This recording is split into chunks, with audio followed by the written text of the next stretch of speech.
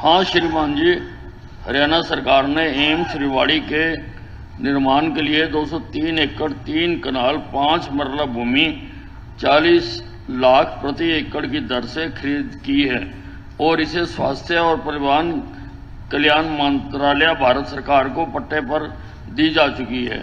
HLL Infratech services limited को निर्माण स्थल पर पूर्व निवेश गतिविधियों के लिए 28/11/2022 को स्वास्थ्य और परिवार कल्याण मंत्रालय भारत सरकार द्वारा नियुक्त किया गया है। निर्माण कार्य शीघ्र आरंभ होने की संभावना है। अध्यक्ष महोदय, रेवाड़ी एम्स की घोषणा मुख्यमंत्री जी ने 2015 के अंदर करी थी और 3 साल तक उसमें कुछ नहीं हुआ। 2018 के अंदर मुख्यमंत्री जी ने फिर एक बार कहा कि भाई अति उत्साह के अंदर मैंने एम्स की घोषणा कर दी थी और रेवाड़ी के अंदर एम्स नहीं बनेगा। उसके बाद वहां के लोगों ने बहुत संघर्ष किया और 2019 के अंदर स्वयं प्रधानमंत्री जी ने उसकी घोषणा करी कि रेवाड़ी के अंदर एम्स बन जाएगा। पर 2015 की जो घोषणा की थी, आज 2024 आ गया है और 2024 के अंदर भी यही जवाब मिलना कि उसका काम बहुत जल्द शुरू हो जाएगा। इससे पता चलता है कि सरकार की मंशा इसको बनाने की नहीं है।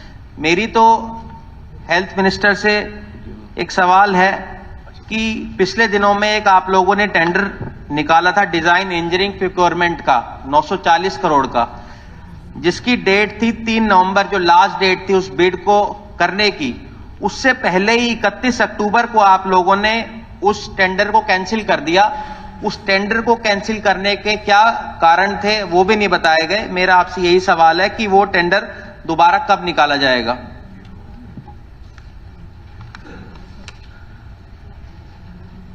ये जो एम्स बनाने की घोषणा हुई थी, केंद्रीय वित्त मंत्री ने 1/2/2019 को अपने बजट भाषण में हरियाणा राज्य में देश के 22वें एम्स की स्थापना की घोषणा की थी। 15 की बात नहीं है। 15 में क्या क्या घोषणाएं हुई, आप इसका जवाब तो स्वयं मुख्यमंत्री जी दे सकते हैं। अगर मैं गलत कह रहा हूं तो उसका जवाब मुख्यमंत्री जी दे देंगे। इसकी घोषणा 2015 के अंदर पहली बार हुई थी। इसका जो निर्माण है वो सारा केंद्र सरकार ने करना है। केंद्र सरकार पूरी तरह से तैयार है और जल्दी। तो आपको ये लगता है मुख्यमंत्री जी के प्रेरोगेटिव नहीं है अनाउंस करने का एम्स, तो इनको घोषणा भी नहीं करनी चाहिए? अध्यक्ष महोदय, देखिए वहां के लोगों की इच्छा उन्होंने बताया कि हमारे यहाँ एम्स खुलना चाहिए और एम्स है सेंट्रल गवर्नमेंट का काम। अगर सेंट्रल गवर्नमेंट के काम में हम अपना प्रयत्न बताते हैं कि हम इसकी कोशिश करेंगे कि एम्स यहाँ खुले। 2015 में अपनी एक इंटेंशन मैंने बताई थी कि यहाँ के लोगों की जो इच्छा है कि एम्स बनना चाहिए, वो हमने कहा। कहने के बाद हमने इसको परस्यू किया और परस्यू करने के बाद अंततः भारत सरकार ने उसको 2019 में माना। उससे पहले तो माना भी नहीं, लेकिन मानने के पीछे भी मनाने के लिए भी हमको प्रयत्न करने पड़े। एम्स सारे देश भर में एक एक एम्स उन्होंने जब दिया तो उस समय हरियाणा में भी एक एम्स दिया। 2019 के बाद फिर जिस जमीन पर वहां के लोगों ने इच्छा बताई कि ये जमीन हो सकती है, वो जमीन फॉरेस्ट की निकली और फॉरेस्ट के निकलने के बाद उसको फॉरेस्ट से बाहर करने के लिए बहुत प्रयत्न करना पड़ा। अंतोगत हमको जमीन भी दूसरी देनी पड़ी। उस फॉरेस्ट की जमीन के ऊपर वो एम्स बनना उन्होंने जब मना किया, तब जाके जमीन का अदल बदल हुआ और इस सारी प्रोसेस में कुछ समय जरूर लगा है, बीच में कोविड भी आया है। तो अब फाइनली वो जमीन भी तय हो गई है, जमीन खरीदी भी गई है, खरीद करके उस जमीन की 4 दीवारी भी हो गई है और अब केंद्र सरकार ने उसका जो टेंडर करना है और बाकी सारी चीज करनी है वो केंद्र सरकार ने करनी है, हमको नहीं करनी है। फिर भी वो जो जैसा बताया हमारे मंत्री जी ने कि बहुत जल्दी उस पर काम जो केंद्र सरकार की ओर से यस होकर के आएगा तो जल्दी हो जाएगा।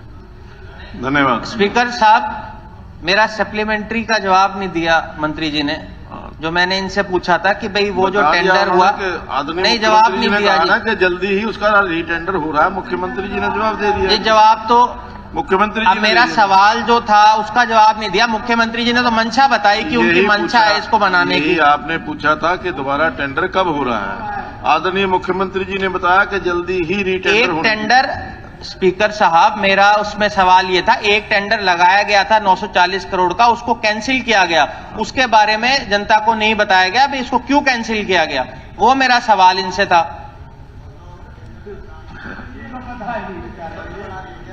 देखिए ये जो एम्स बनाने का काम है पूरी तरह से केंद्र सरकार द्वारा किया जा रहा है।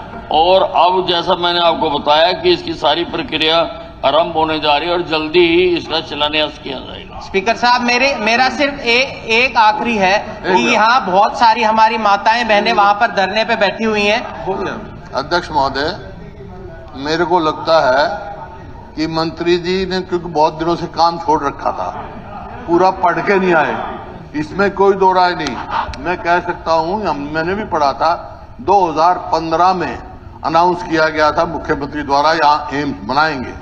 ये नहीं है यहाँ की भावना की बात है, अखबार ने कहा। चलो मैं चर्चा का विषय नहीं करता, लेकिन मैं इस बात की आपको बधाई दे रहा हूं। जो डेड लॉक बना हुआ था अपने स्वास्थ्य मंत्री जी का, वो सॉल्व किया।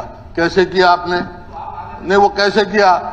अध्यक्ष महोदय, जब मैं वकील था, मेरी बात सुनो, ये प्रश्नकाल का बात समय है, आपके सदस्य बाद में कहेंगे कि हमें टाइम नहीं मिला। मैं तो इनको बधाई दे रखा हूं। कैसे कहते हैं, एक मिनट। मैं वकील था तो एक बादरगढ़ का थानेदार था, उसने एक वकील की बेइज्जती कर दी, वकीलों की हड़ताल हो गई और मुख्यमंत्री थे उस टाइम, या तो चौधरी भजनलाल थे या चौधरी बंसीलाल थे।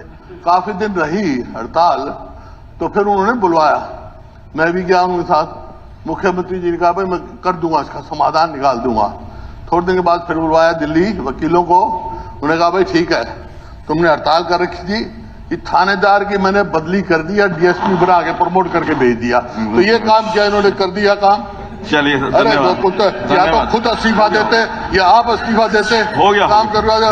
इसका मतलब ये हो गया, जिस भी अफसर को प्रमोशन लेनी है, मंत्री जी काम छोड़ दें, उसका काम करना छोड़ देंगे और वही हो जाएगा, डेडलॉक हो जाएगा, फिर प्रमोशन हो जाएगी।